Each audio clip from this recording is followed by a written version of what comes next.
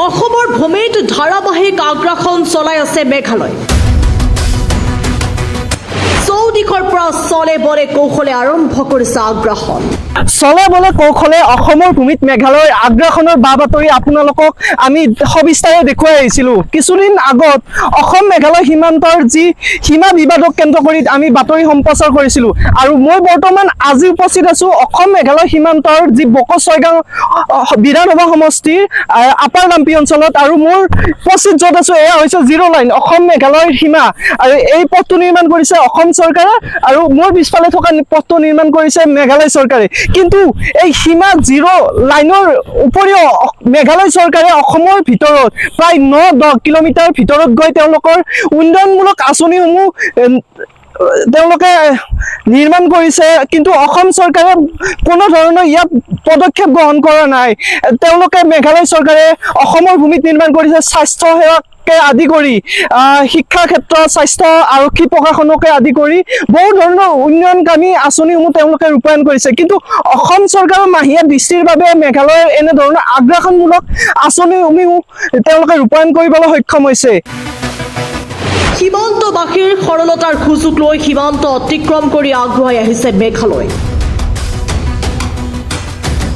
এইবাৰ অসম মেঘালয় সীমান্তৱৰ্তী লাম্পি মেঘালয়ত চামিল হোৱাৰ দিশে। অসমৰ ভূমিত মেঘালয়ে নিৰ্মাণ কৰিছে বিদ্যালয় স্বাস্থ্য কেন্দ্ৰকে ধৰি সকলো সা সুবিধা। অসম চৰকাৰৰ মাহিয়াৰ দৃষ্টিৰ বাবে সীমান্তৰ বহু অঞ্চলত মেঘালয় আৰম্ভ কৰিছে আগ্ৰাসন। অসম মেঘালয় সীমান্তৰ পৰা 9-10 কিলোমিটাৰ সোমাই আহি প্ৰায় 30খন গাঁৱৰ চুবুৰীয়া আঁচনিৰ ৰূপায়ণৰ আছিলাৰে মেঘালয়ে চলাইছে আগ্ৰাসন। প্ৰাতঃ টাইমৰ গ্ৰাউণ্ড জিৰ' ৰিপৰ্টত পোহৰলৈ আহিছে বহু বিস্ফোৰক তথ্য। এইখন অসম মেঘালয় সীমান্তৱৰ্তী লাম্পি অঞ্চল। দক্ষিণ কামৰূপৰ বকো ছয়গাঁও বিধানসভা সমষ্টিৰ অন্তৰ্গত তথা বকোৰ পৰা প্ৰায় 40 কিলোমিটাৰ নিলগৰ অসম মেঘালয় সীমান্ত চিৰসেউজীয়া আৱেশেৰে প্ৰাকৃতিক সৌন্দৰ্যৰে ভৰপূৰ মনোৰম লাম্পি। বৃহত্তৰ লাম্পি অসমৰ বুলি কেৱল কাগজে কলমেহে আছে, বাকী সকলো দিশেৰে এতিয়া যেন মেঘালয় অন্তৰ্ভুক্ত। অসম চৰকাৰৰ নিৰ্বিকাৰ ভূমিকাৰ বাবে মেঘালয়ে চলে বলে কৌশলে অব্যাহত ৰাখিছে আগ্ৰাসন। অসম মেঘালয় সীমান্তৰ পৰা 9-10 কিলোমিটাৰ সোমাই আহি প্ৰায় 30খন গাঁৱত চুবুৰীয়া আঁচনি ৰূপায়ণৰ আছিলাৰে মেঘালয়ে চলাইছে আগ্ৰাসন। আমাৰ লোৱাৰ লাম্পি বুলি কয় অসমৰ মাটি। এই যে ঘৰবিলাক কি এইটো আমাৰ অসমৰ মাটিৰ ভিতৰত ইয়াৰ স্থানীয় খাচীয়াবিলাক আছে, তেওঁলোকৰ এইটো চাদ ঢালাই ঘৰটো দেখা পালে এইটো LP স্কুল, এই কাষৰ নীলা ৰং থকাটো এইটো অংগনাবাদী আৰু ওপৰৰ এই চাদ ঢালাই থকাটো তেওঁলোকৰ কমিউনিটি হল আৰু সেইফালৰ আগৰ সেই ৰঙাটিং থকা এইটো চাদ ঢালাই থকা এইটো সিহঁতৰ মিছনাৰী স্কুল। গোটেইকেইটা মেঘালয় চৰকাৰৰ আণ্ডাৰত আৰু এইখন বিদ্যালয়ত আপোনাৰ MLA MPৰ ভোট হয়, মেঘালয়ৰ চেণ্টাৰৰ ভোট হয়। আমাৰ অসমৰ ভিতৰত 3টা ভোট চেণ্টাৰ আছে মেঘালয়ৰ। ইফালে নমলিং বুলি কয়, তাতে এটা ME স্কুল আছে, তাতে এটা ভোট চেণ্টাৰ হয়, ইয়াতে এটা হয় আৰু এই উমলি বুলি কয় হৰ্ষনগৰৰ কাষত ইয়াৰে মানুহে এইকেইটা ভোট দিয়ে। মানে অসমৰ মানুহে অসমৰ খাচীয়া সম্প্ৰদায় মানুহবিলাকে মেঘালয়ত ভোট দিয়ে। ইয়াত বুলি নহয়, আপোনালোকৰ এই তলত বকৰ কাষৰ কম্পাদলিৰ মানুহকেইটা পৰ্যন্ত ইফালে ভোট দিয়ে।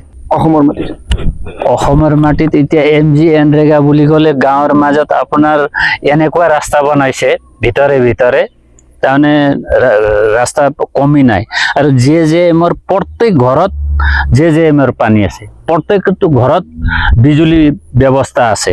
আপোনালোকৰ স্কুলৰ পৰিৱেশে চাওক, আমাৰ জৰাজীৰ্ণ পানী ওলাই তেওঁলোকৰ চাদ ঢালাই।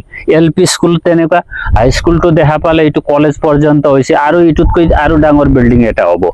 তাৰমানে তেওঁলোকৰ এতিয়া চাব চেণ্টাৰো এটা আছে আৰু সপ্তাহে তেওঁলোকৰ এই শুকুৰবাৰে বজাৰৰ দিনা ডক্টৰ এই আমাৰ ইয়াত যেনেকে আহে তেনেকে সপ্তাহে তেওঁলোকে চিকিৎসা দিবলৈ আহে।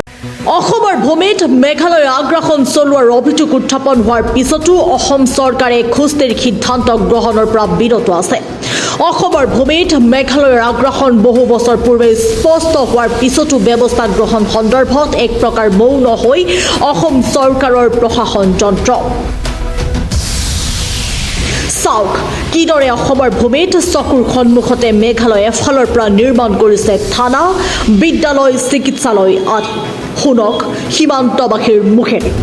তো এইপিনে এইটো ৰাস্তা দি চাব পাৰে, ৰাস্তা ইহঁতে মেঘালয় বনাইছে, এইপিনে আমাৰ অসম বনাইছে। ওচৰতে আমাৰ ইয়াৰ পৰা 500 মিটাৰ মান কেম্প আছে, BOP কেম্প আছে।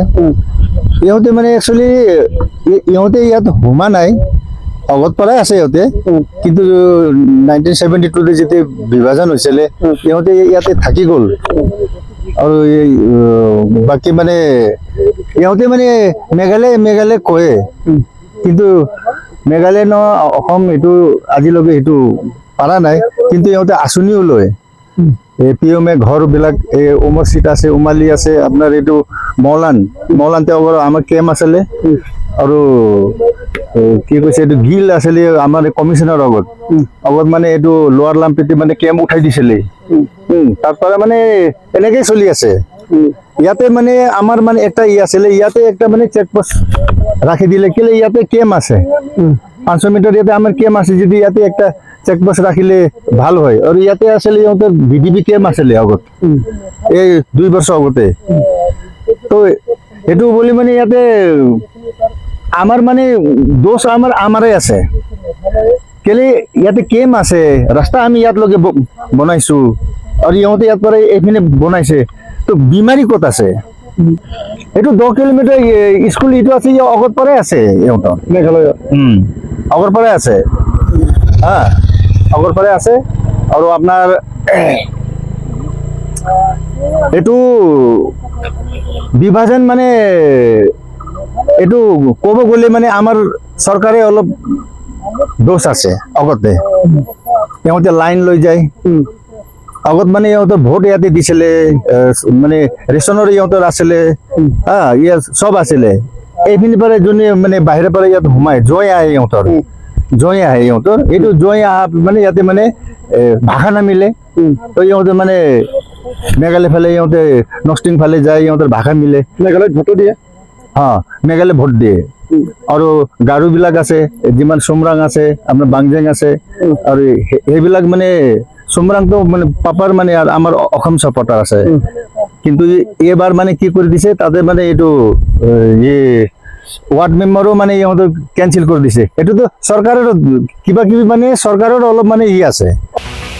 অসম মেঘালয় সীমান্তৰ সীমা সমস্যাৰ ধাৰাবাহিক বাতৰি সম্প্ৰচাৰ কৰি অহা প্ৰাত টাইমে অতি দুৰ্গম পাহাৰীয়া মনোৰম লাম্পিত উপস্থিত হোৱাত পোহৰলৈ আহিছে বহু বিস্ফোৰক তথ্য। সম্প্ৰচাৰ হ'ব আৰু বহু বিস্ফোৰক তথ্য। যদিহে শীঘ্ৰেই অসম চৰকাৰে এই ক্ষেত্ৰত ব্যৱস্থা গ্ৰহণ নকৰে, তেন্তে মানচিত্ৰৰ পৰা হেৰাই যাবই 16খনকৈ গাঁও। ইমানৰ পিছতো অসম চৰকাৰৰ প্ৰশাসনৰ ব্যৱস্থা কিদৰে সক্ৰিয় হ'ব, সেয়া পৰৱৰ্তী সময়ত হ'ব লক্ষণীয়। অসম মেঘালয় সীমান্তৰ পৰা সুনীল দাসৰ ৰিপৰ্ট, প্ৰাত টাইম ডিজিটেল। শদিয়াৰ পৰা ধুবুৰীলৈ, বৰাকৰ পৰা ব্ৰহ্মপুত্ৰলৈ সকলোৰে মাজত চিনাকি এটা নাম প্ৰাতঃ টাইম। থলুৱা ভাষা, কৃষ্টি আৰু সত্য বাতৰিৰ আধাৰত প্ৰতিষ্ঠিত খবৰ প্ৰাতঃ টাইমৰ প্ৰতিটো বা বাতৰি পুংখানুপুংখভাৱে চাবলৈ Facebook, YouTube, website, Twitter, Instagram আৰু ব্লগাৰ পেজত লাইক আৰু ফ'ল' কৰক।